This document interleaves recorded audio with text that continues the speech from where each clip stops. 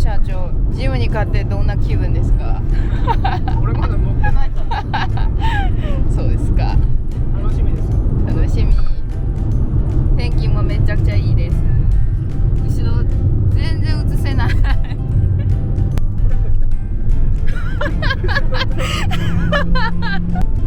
こんにちは、レイウッド開発の K です。今回の動画ですね、基本的には長野に行ってきてウッド社長のラジコン合宿を行いましたっていう動画なんですけど、結構いろんな内容が渋滞してまして、またおいおい動画にしながらお知らせさせていただこうと思うんですが、一旦今回は2つですね、ウッド社長のラジコン合宿と、あとは僕がですね、長野県に引っ越しますので、しばらく動画があまり上がらなくなりますというお知らせになります。ちょっと多分1週間ぐらい動画が、僕の方が作る動画ですねが、あまり上がらなくなりますというお知らせですね。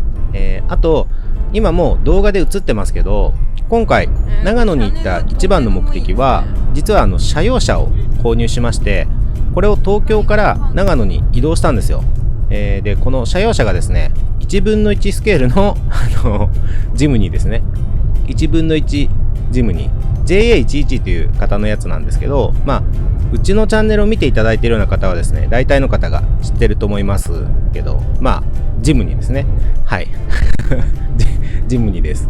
で僕がもう今週末に、長野に引っ越しますと。で長野は自然がいっぱいありますので、今までなかなかできなかったWPL の外で走ってる動画ですね、これをたくさん撮りたいなと思ってまして、そのためのロケ車としてジムニーを購入しました。でこれについてはまたですね、長野への引っ越しが落ち着いてから別の動画で1分の1スケールのジムニーですということで、改めてご紹介させていただこうと思います。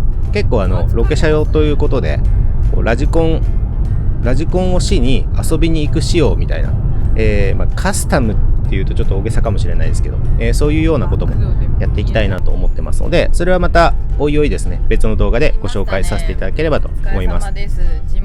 じゃあお話を戻しまして、今回の動画では、ウッド社長のラジコン合宿の様子をお伝えさせていただきます。はい、松本インター降りて、僕実家が松本なんですよ。松本の実家に帰るわけじゃないんですけど、実家の近くに引っ越すんですね。でここからもうジムニー1分の1ジムニーを一旦実家に置きに行きました。でそこからですね、近くの河原っ端ですね、河原に、ラジコン走らせに行って、でまずウッド社長のラジコンをどんなもんかと。で今回のその合宿の目的っていうのが、走らせるっていうよりかは、走らせてちょっと悪いとこ見つけて、それをもう、たまには徹底的に直しましょうと、そういう目的でやったんですね。はい、というわけでこれが近所の河原で走らせてるんですけど、最近のウッド社長のお気に入りのアーバン東京っていう名前のマシンらしいんですけど、 C14 ですね。 C14 ベースのウッド社長のマイビルドっていうやつがあって、ちょっと概要欄に貼っときますけど、そちらの記事でもご紹介させていただいてる車両ですね。ウッド社長のいいじゃないですか、アーバン東京です。セクシーじわじわいくないいですね、このじわじわ走行。いいねじわじわいくな。こんな走りは昔ウッド社長できなかったんですけどね、上手になりましたね。お腹がつっかえない。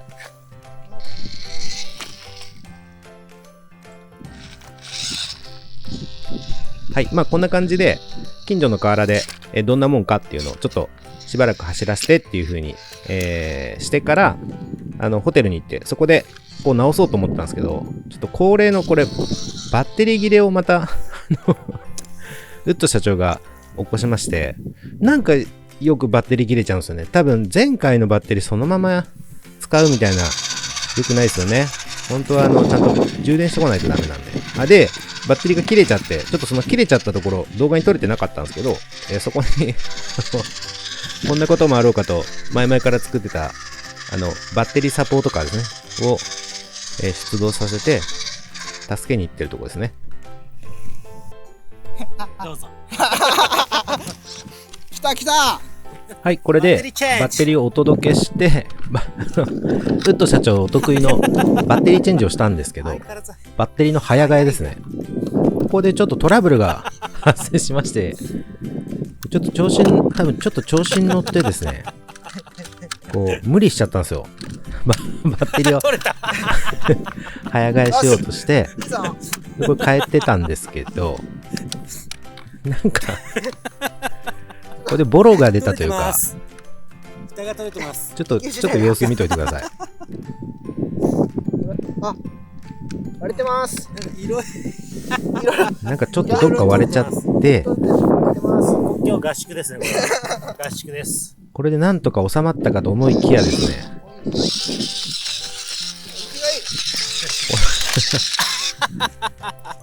ちょっとこけただけで、これですよ。ああ、エビみたいな。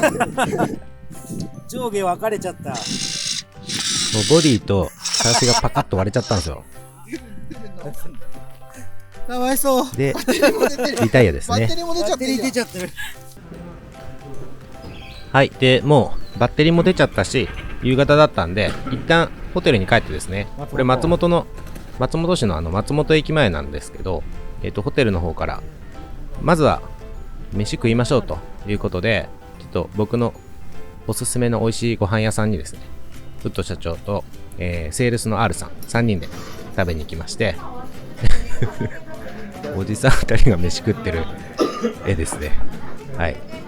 で、美味しくご飯をいただいて、でそれからですね、また、腹ごしらえをしてホテルに戻って、そこからラジコン合宿スタートという感じで、そういう流れでですね、やりました。これも満腹でお店から美味しかったです。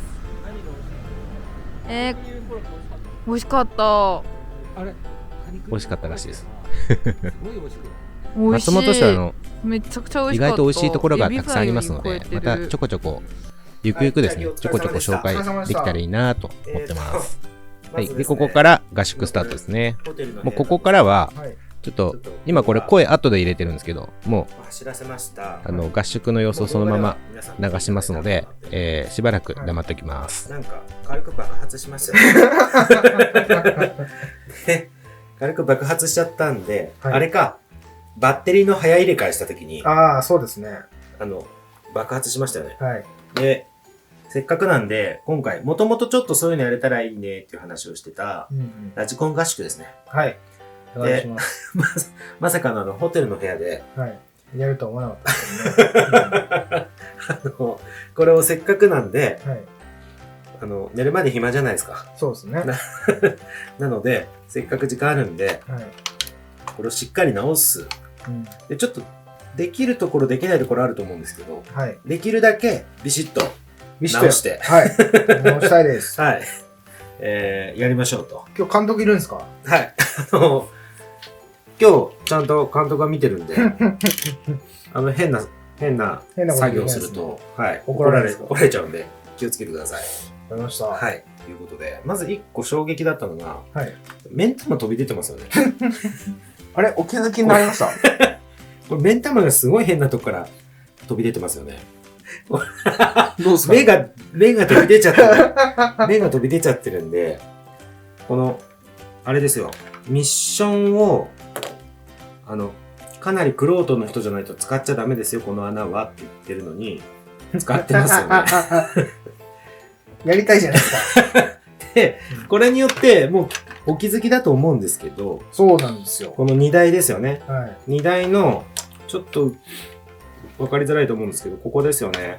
このビスで止めるべきうん。場所が、ここ、ビス打てなくなるんですよね。そうなんですよ。で、正直今日ここは難しいんで、はい。ただ、ここが打てなくてもう、ん。ここですね。はい。ここのビスがしっかり打てれば、うん。まあ止まるんで、うんそこを直すっていうのがまず一つ。はい。で、もう一つが、ちょっと目ん玉消していいですか？はい。もう一つが、トーアウトってわかりますか？これですよね。そうそうそうハそう。の字みたいな。あ、そうです、そうです。こっちはなんか、激しく、こう、トーアウトになっちゃってるんで、特にこだわりなければ、WPL でクローリングで遊ぶっていう場合は、うん。まっすぐがいいと思うんですよ。はい。こんなにトーアウトにして置く必要はないと思うんで、うんうんうん。これわざとじゃないですか？なんかこだわりありますか？なんか、この方が男らしいぜ、みたいいや、な。大丈夫ですか？ないです。ないですか？なんかすごい、あるって言いたいんですけど、あ、ないです。じゃあ、戻しましょうか。はい。意図的ではないであす。、意図的じゃないなら、戻しましょう。であとは、そうですね。まあ、この辺細かいんですけど、うんうん。このリンケージが、はい。あっち向いたりこっち向いたりしてるんで、あこのへの字の方のリンケージ。あ、なるほど。これまあでもすぐ治っちゃう。こうやって、あ、それに治るんですか？はい、このつけた後に、ギューってやると治るんで、本当だ。これは、こういう風にうん。向きを揃えて、これがいいですね。うん。厳密に言うとちょっと長さ変わっちゃうケースもあるんですけど、はい。まあここで半回転もさせてないんで、これはもうこれで問題ないと思います。それ以外は今日爆発するまでははい。非常にいい走り見せてたじゃないですか。そうですね。結構足もよく動いてたし、そうですよ、そうですよ。このショックの中多分グリス塗ってますよね。はい、入れました。あそれで、このリンケージにしました。はい。ショックにグリス塗りました。うんこれだけでだいぶ動くんでう、ん。で、実際よく動いてたんで、多分、本当はもうちょっといろいろ期待してたんですけど、あそこもダメじゃん、ここもダメじゃんみたいな。ああ、そうですか。期待してたんですけど、結構良かったんですよ。マジですか？はい。だから本当に数えるほど、ここのトーアウトうん。と、ここの、ここがあれか、ネジ穴が、そうなんですよ。潰ネれちゃってるんですジ穴がよ。ちょっとおバカさんになっちゃってるんですよね。はい。これ直したいんですよ。これが今日ちょっと直せるか微妙ですね。本当は瞬間接着剤で、一応あそうなん応ですか急処置的に直せるんですけど。一応ありますけどね。あ、あります？ジェルみたいな。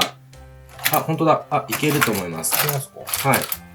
で、今日ここホテルですので、はい細心の注意を払って、はい。このトレイがせっかくあるんで、はい。この上でうん絶対にこぼさないように、絶対にこぼさないようにはい。やりましょわかりましう。というわけで、主なところは2箇所なんで、まず、今日、あれないですよね、さすがに。自慢の。た。アルテコですか？そうアルテコはないですよ。あれってこうすぐ出てきますね。すぐ出てきますね。あれはちょっそのと異臭騒ぎが確かに。するじゃないですか。アルテコはさすがにないと思うんで、はい先に、ここの応急処置をやっちゃいましょうか。おーはい。で、乾くのに、実は瞬間接着剤って、密着してるところに流し込むと結構すぐ固まるんですけど、うん。こういうところ意外と固まるのが遅いので、あ、そうなんですね。先にそれをやりましょう。なるほじゃあ、一旦、ボディを、ど。はい。荷台とはいフロント、はい。全部剥がしてください。わかりました。荷台とフロントはい。はい、じゃあ、これ今、後ろですね。はい。ばらしました。うんで、ここですよね。はい。ここが、死んでますね。ネジ穴がやっちゃってると思うんで、はい。これで完璧に治るってわけではないんですけど、うん。でも、WPL ぐらいのラジコンだったら、結構そのまんまずっと使えるレベルで直せると思います。え、そうなんですか？はい。これは例えば競技ラジコンとかではい。重要な場所占めてますとかだったら、うん。ちょっと良くないんですけど、WPL は、ラジコン本体もちっちゃいし、うんそんなにここ、止まりさえすれば負荷がかかる場所じゃないんで、うん。でこのネジ、ダメになっちゃったネジ穴の復活方法なんですけど、はい。じゃあちょっと慎重にやりますよ。はい。えなにこれ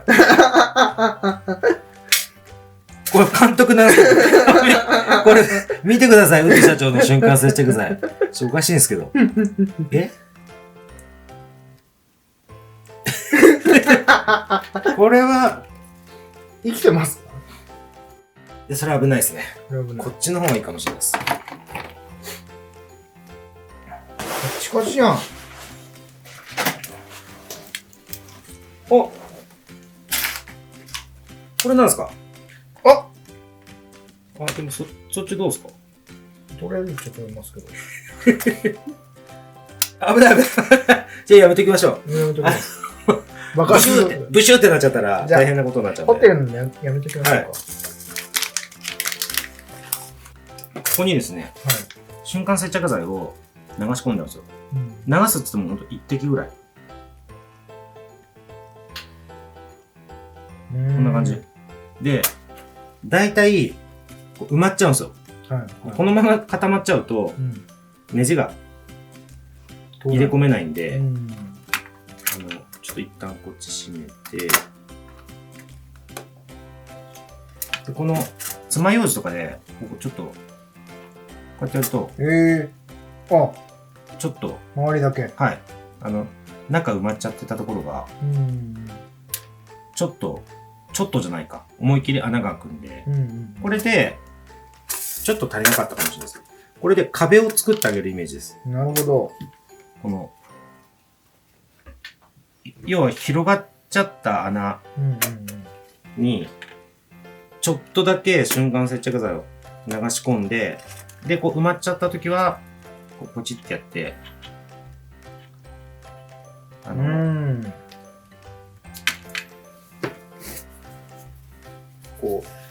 これで微調整してるんです。こう、ちょっとこう。中に、これ今ちょうどいいです。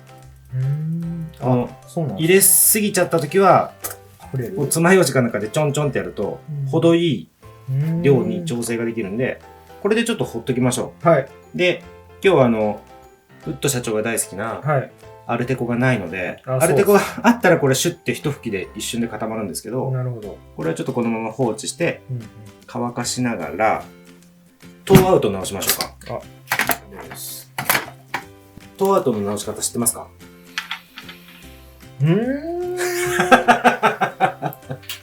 これかな？そうです、そうです。そこを、これを伸ばしたり短くしたり。そうです、そうです、そうです。直りそうな気がします。そうです、そうです。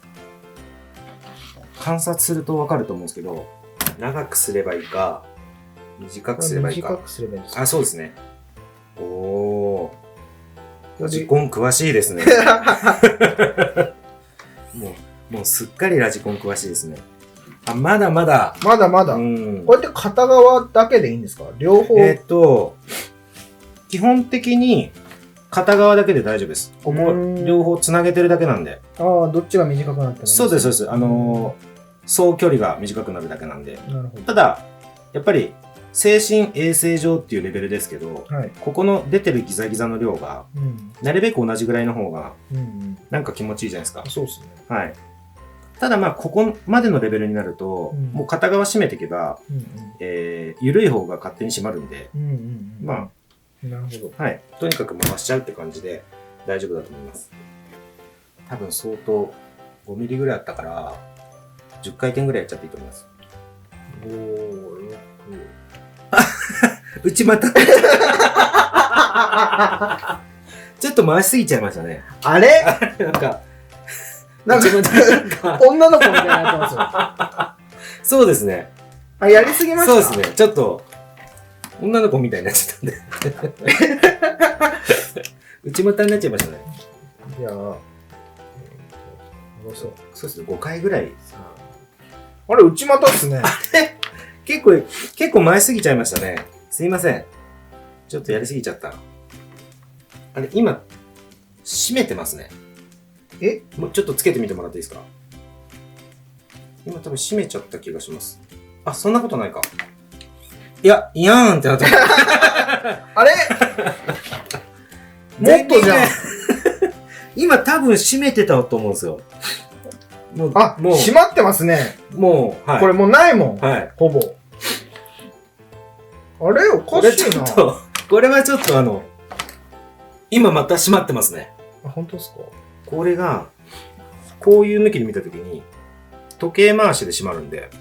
反対？そうです。反時計回しで開くんです。こう、男らしくなってくんで。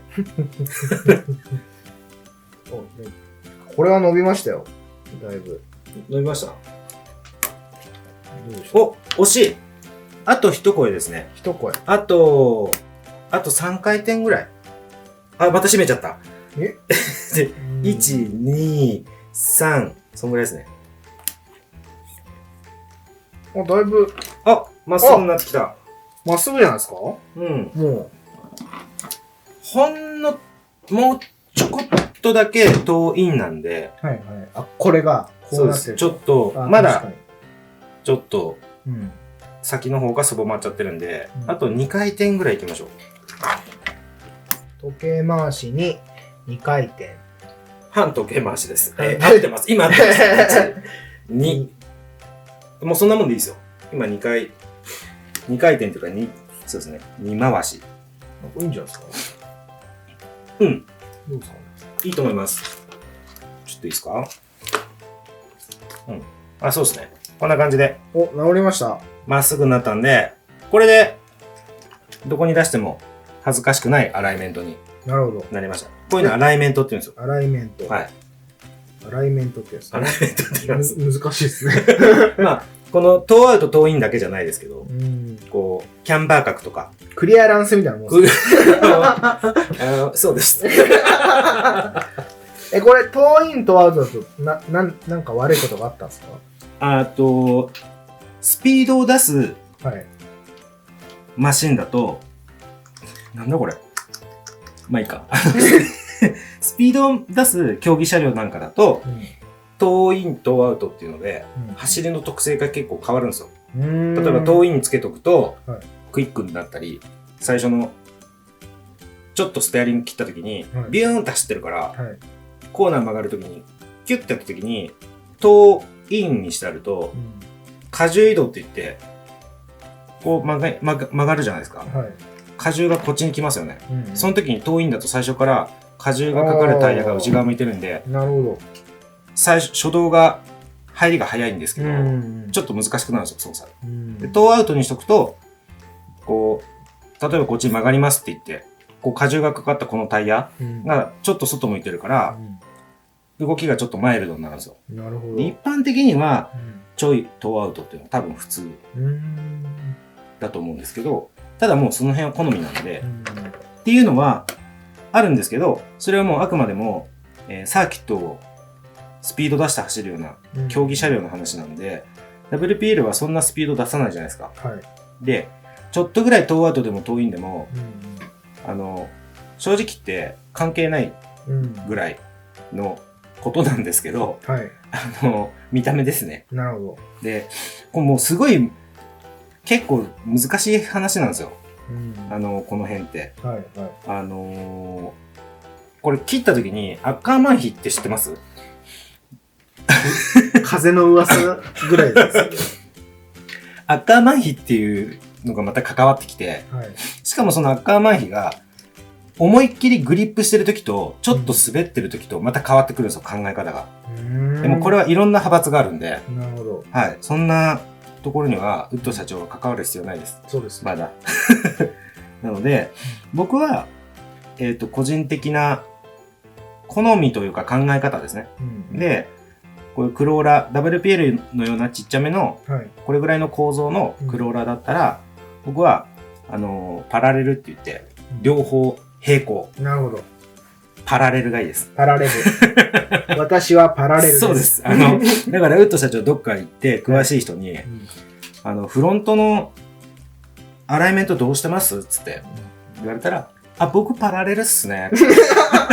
あ、いいですかもう言って。そうそうそう。私はパラレルですって言っていいですか？そう、まあ、遠イン、遠アウト。いや、パラレルっすね。って言ってけば、お、この人なんかちょっと詳しいな。知ってんぞ。パラレル派っすね。みたいな。言ってけば大丈夫です。あ、じゃあ、パラレルで。パラレルで。生涯パラレルです、ね。そうですね。生涯パラレルで言ってください。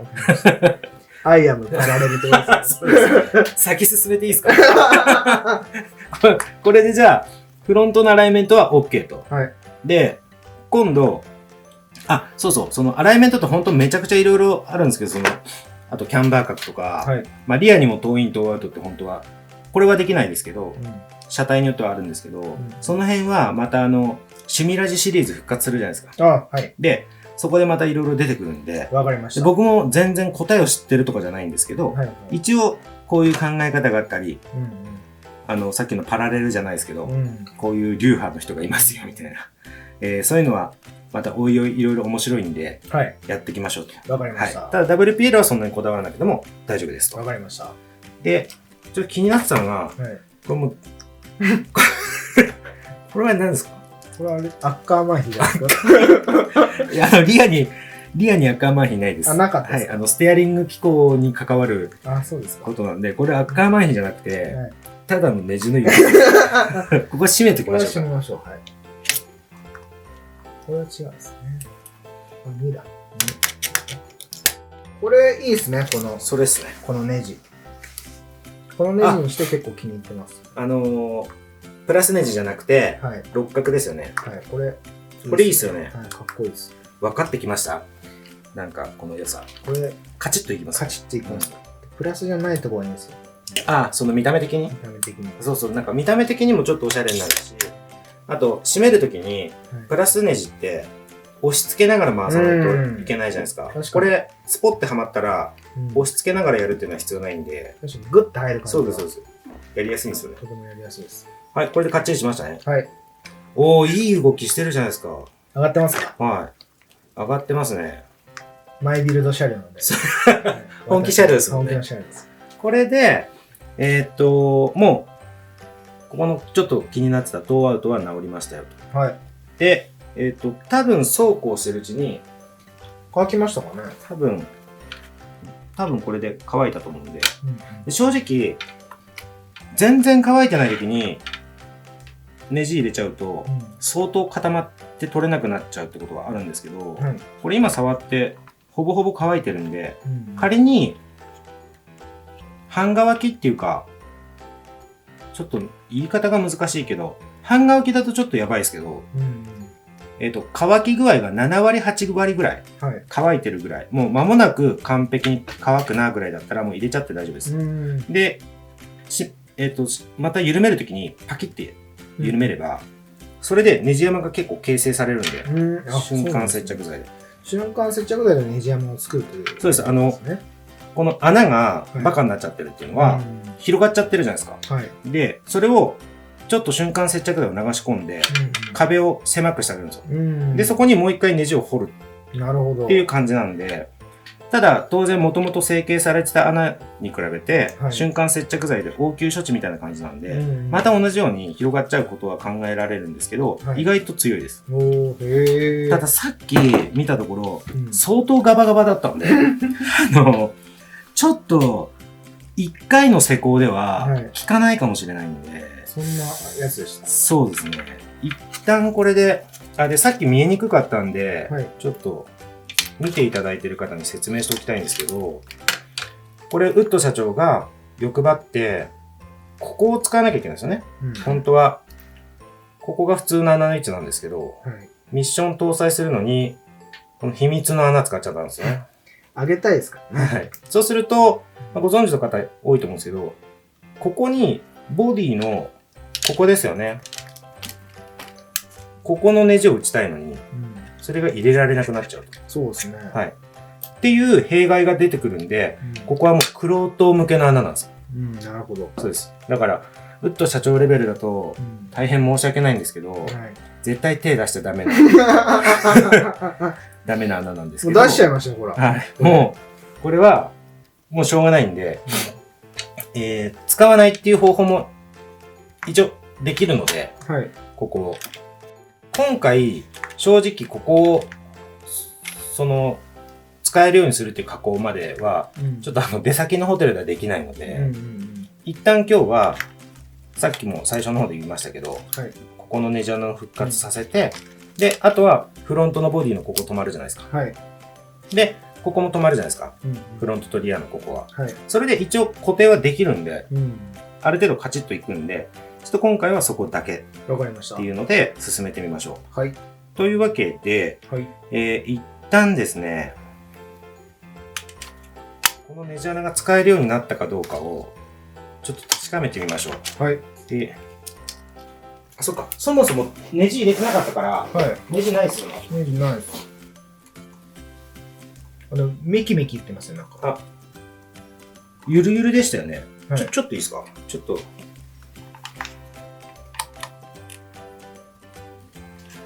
全然足りないわ。もう一回瞬間入れましょう、これ。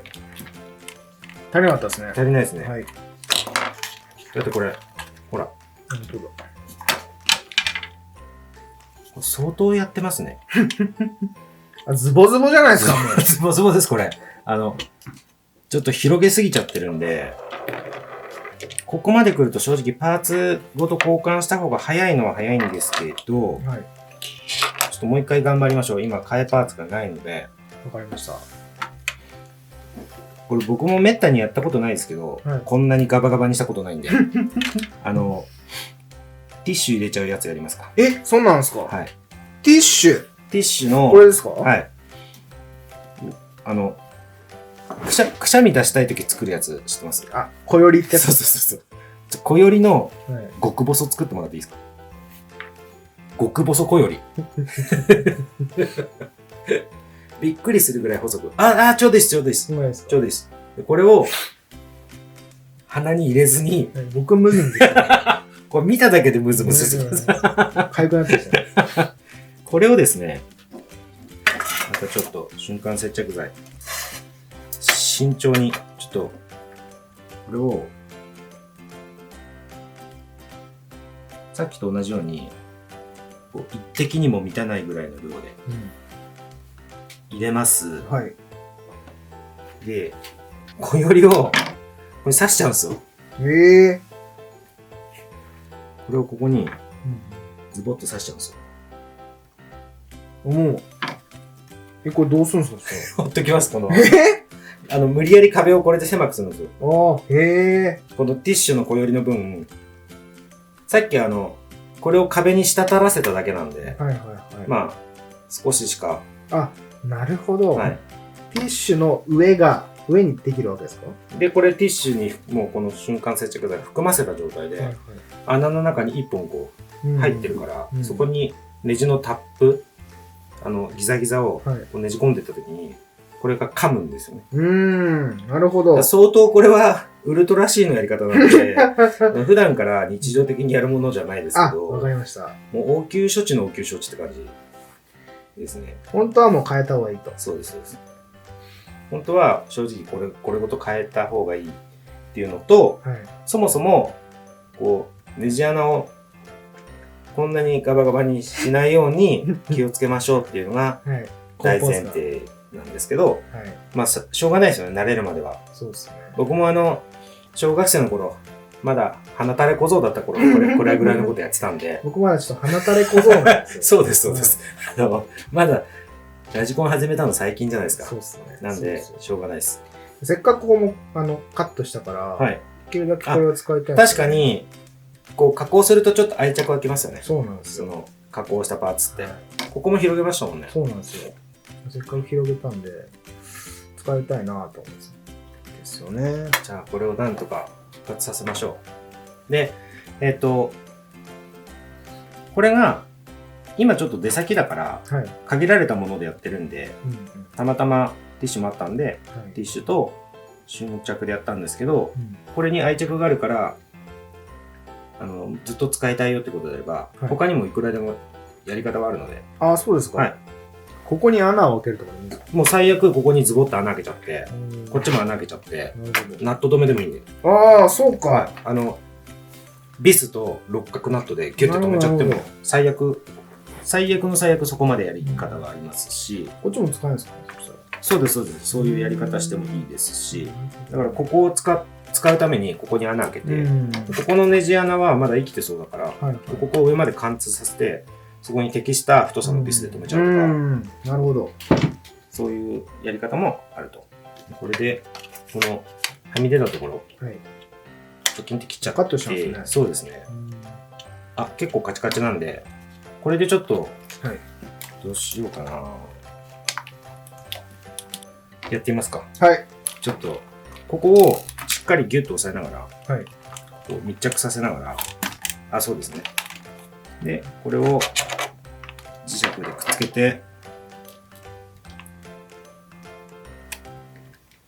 で、そうですね。で、慎重に抵抗あります？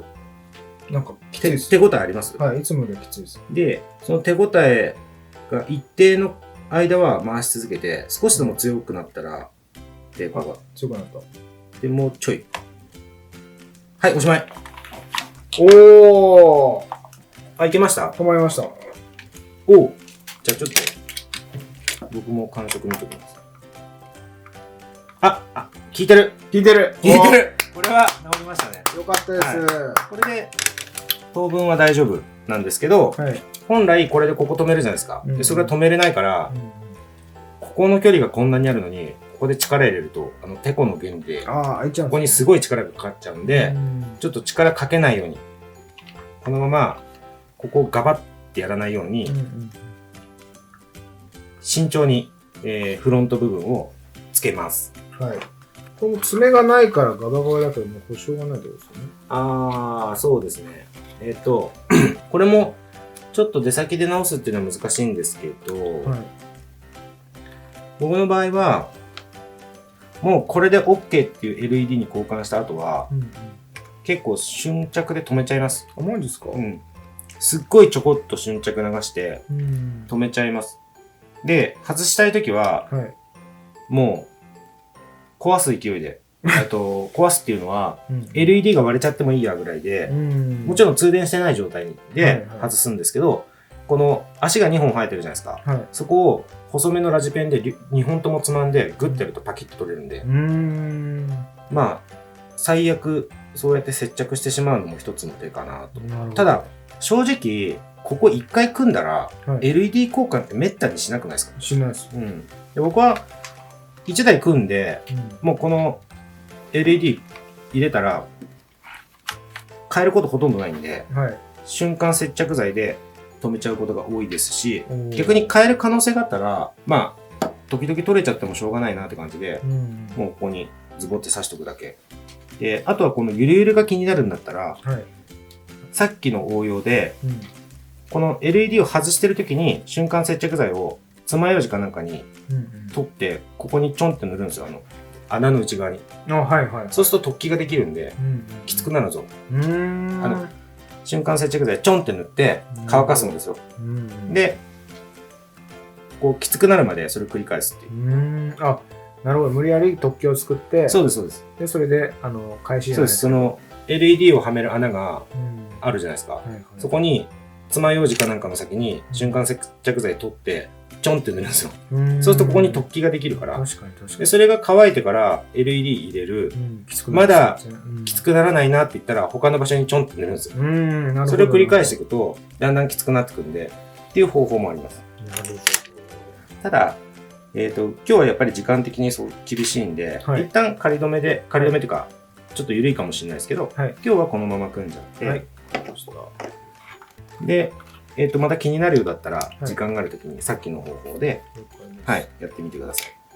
ここはですね、コツとしては、こうウィリーした状態。はい、ウィリーした状態で、この爪をここに入れつつ、開いてこうやって。で、ここ引っかかるじゃないですか。はい、で、ここからこう指入れて、ここを押せばガシッと入るんで、で、その後からでも多分これ、はまりますか？はめれると思うんで、そうですか。そうですね。これでいけるんじゃないですか。これで、そうです、そうです。で、コードが変なところに挟まってないか見て、生まれて初めてぐらい綺麗になってません？あ、電気が抜けちゃった。それ差し直せるんじゃないですか？いけると思います。いけました。で、これリフトアップフレームなんで、はい、ちょっと入れづらいんですけど、ここ。なんとか入れれるんで。そうです、そこ。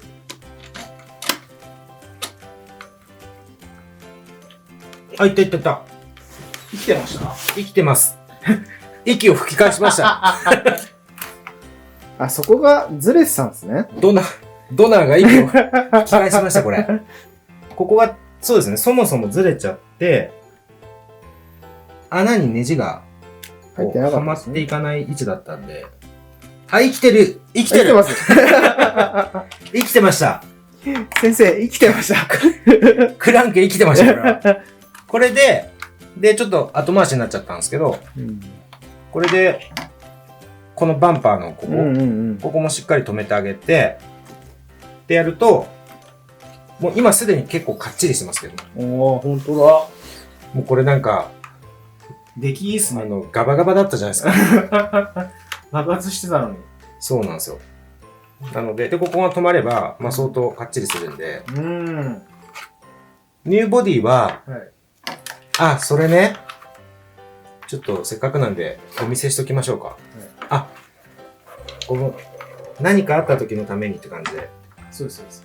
これが、どうしようも救えなかった時のために、そうです。用意してたんですね。そうなんですよ。かっこいい色じゃないですか。なかなか良くないですか？はい。おー、こういうことですよね。はい。おー、いいじゃないですか。後ろのこのボックスは前回誰かにあげちゃったんですよ。ここの、あれかあ、そう電池の、はい。そこは誰かにあげまし今度補充します。じゃあ、一応今日せっかくこれあるんですけど、はいまあこれはこれでまたなんか新しいシャーシ作りの時とかた。に活用するって感じで、そうですね。一応これ治ったんで、よかったです。治らなかったらちょっとこっち使ってもよかったと思うんですけど、一応治ったようなので、せっかくなので、このままちょっとかっちり組んでみましょうか。はい。というわけで、ちょっとなんか席を知らないうちに変わっちゃったんですけど、また最終席戻して、ナンバー1ネジですね。初めてですよ、こんなこっちに。僕いつもここ1個しか止めてないですかやっぱり、なんかいつも怪しいですもん。ボディが、なんかどっかずれてたりとか、ちょっとなんかあると、ガバってなんか外れたり。外れたり。全部ちゃんとつけてくださいね。はい。おー、なんかすごいかっちりしてますね。そうなんですよ。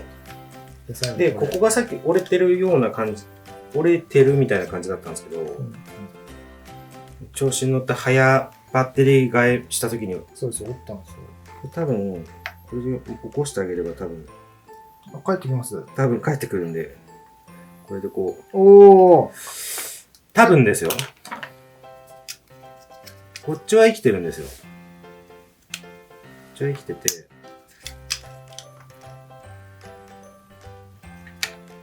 ここは、こんな感じでちょっと開いてあげて。おー、ブラックジャックじゃないですか、もう。これでいつも通りおー。つけれるはずなんで、最後ですね。そこでっかいネジです。ここにはこれをつけるんですよ。みんな知ってますよ。みんなちゃんとつけてるから知ってますよ。お、これで、初めてじゃないですかね。こんなにしっかり組んだの初めてじゃないいや、ですか。本当です。初めてですよ。そもそもちょっとおかしいですけどね、それも。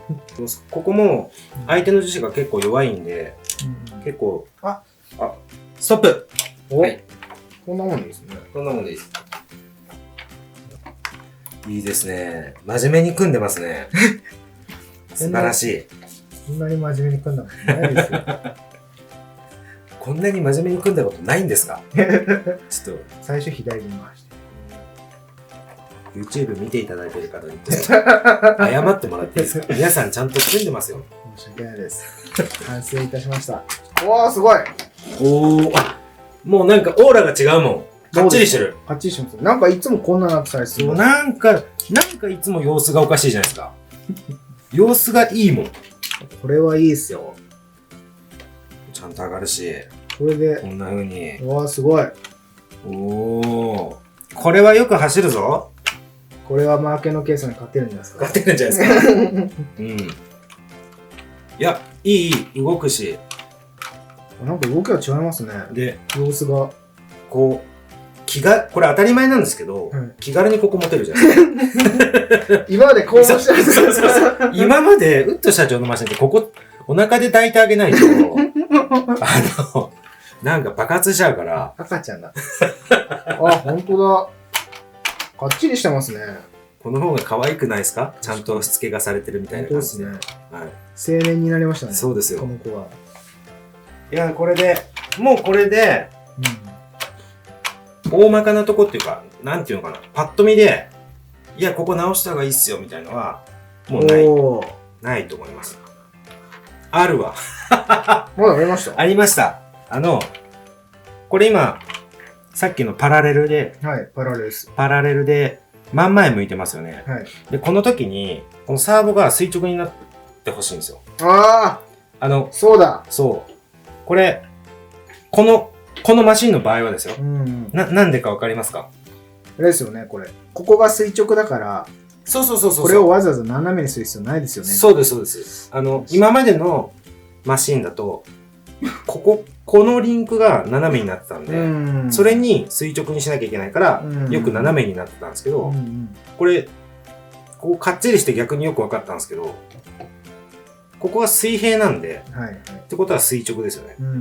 なんで、ここ直して、今日は合宿終わりましょう。あ、やった強化合宿が。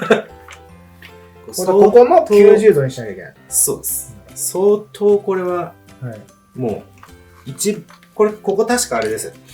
これ以上回らないなっていうギリギリぐらいまで締めないといけないんで。あ、これですね。そうですよ。結構来ましたよ。一回当ててみましょうか。はい。もうちょいか。もうちょい短い方ですね。あ、どうですか？で、こっち。あ、これでちょうどいいぐらいじゃないですか。もうつけちゃっていいと思います。つけちゃって、で、さらにせっかくなんで、これ、ニュートラルでなるべく垂直のところに刺しておきたいんですよ。ので、社長プロボスね。クソダサ社長プロボス。この社長用ってやつで、これ、どれですか？あ、もう、そこら辺で。そこら辺これ、ちゃんと、マシンによって変えてます？ 2台に1台ぐらいです。まあいいか、今度やりましょう。あ、そう、電池がね。あれです。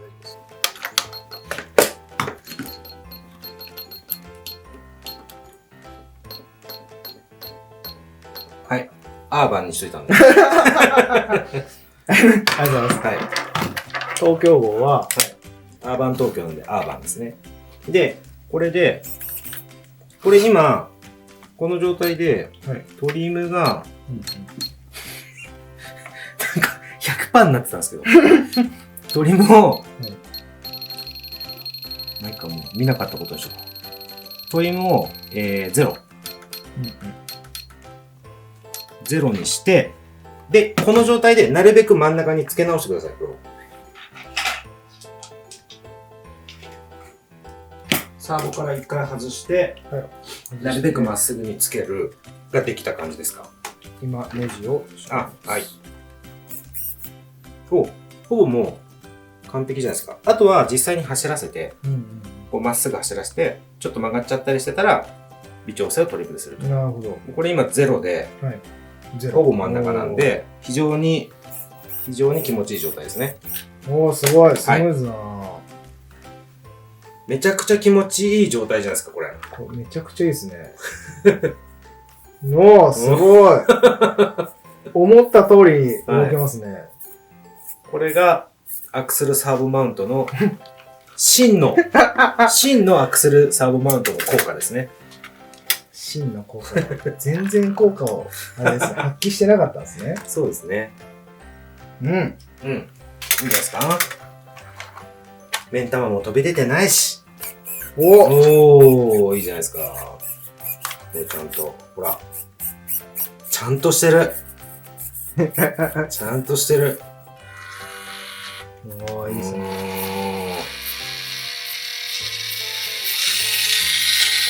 いいですね。これもう過去最高傑作なんじゃないですか。一番いいですよ、これ。一番いいんじゃないですか。じゃあ、これで、明日、ちょっとまたどこかで、走らせてみましょう。ありがとうございました。はい。で、一応、もう最後に、ここグリスアップしたことあります？この辺。ないです。あ、でもここの間は入れましたよ。はい。で、こういうメンテした後に、まあ、気が向いたらというか、こういうところに、ちょいとですね、こう一滴ずつでいいんで、こういうところに。あ、そうなんですね。はい。で、丁寧にやるときは、こっちですよ。ただこれと、これご存知の通り混ぜれるんで、はい。もうライトにうんうん。ちょっと油さしとくか、みたいな時はこれちょんちょんちょんってやっておけばいいんで。なるほど。はい。はい。これで、ありがとうございます。だいぶ気持ちよく走れると思うんで、はい。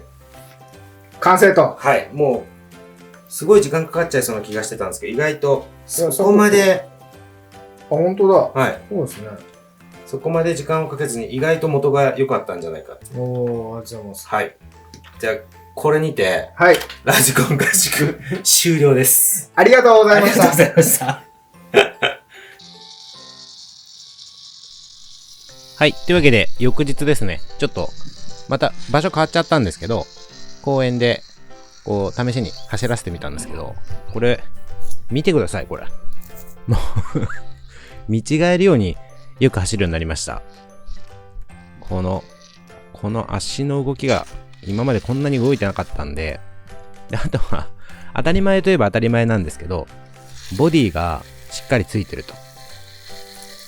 こんなにしっかり走ってるウッド社長のマシン、多分初めて見ましたね。